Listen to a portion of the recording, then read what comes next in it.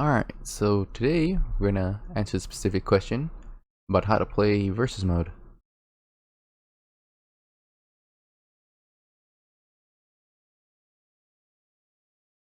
So, obviously, first things first, a bit of a note. If you want to play all the DLC and everything, make sure you're on your profile first, because when you play on someone else's file, it will automatically make it that you can't use the other characters. These characters are attached to your account from CFN, so that's a very important thing to note. So, here's versus mode, right? You just click versus. I'm an idiot. And here are the different versions you have. You have single and team. We'll focus on team at the end of the video. But you have three versions. So you have player 1 versus player the CPU. All this means is that you choose what side you want to practice on. This is good if you don't practice on the right side a lot. And you just click X, right? And you can set, like how hard the computer is, how long you want the matches, and then how many sets, how many rounds you want per set. So like that means if you win one round, it's over, and then you go back to the character select screen or rematch, and then 3, you go whoever gets first to 3. And now for player 1 versus 2, the no controller found for P2. Please connect the controller. So right now, as you can see, only I can move around, right? And you can't. You'll be ready, but you'll have to wait for the other person. So another thing I'm pretty sure most of you should know by now, you need a second controller, right? But here's an interesting thing. This game does support legacy fight sticks. Like this is technically like a legacy fight stick right here. Right? But it supports PS4. I can put it to PS3. I'll show you in a minute how to set it up. Oh, actually, there are videos that cover it, but anyways, so you just get your PS4 controller. So in case you don't know, you need to have a second file. You can even have it say new user. Say if you don't have any, but play as guest. Do not sign in. If they do have a PSN, they can sign in. And there you go.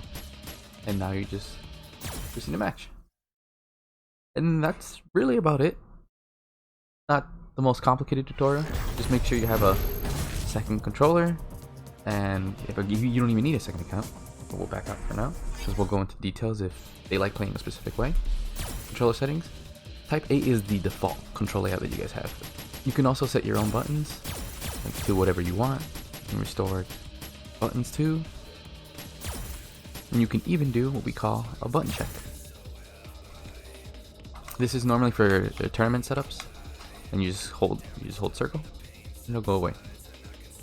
That's button preview, so that's we're at the end. I already explained it.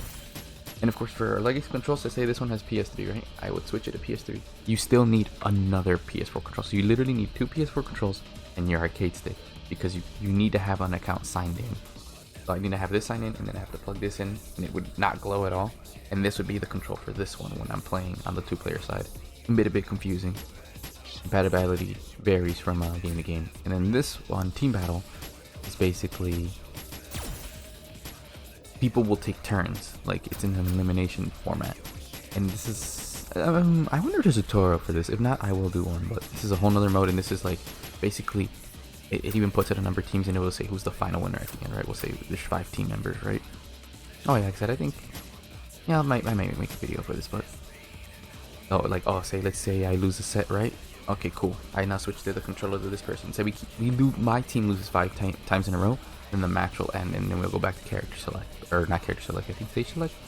I'm not entirely sure, but again, I think I'll do a whole video on this later. I've never done it before. And that's it. At the end of this video, please like and subscribe and all that generic YouTuber bullshit.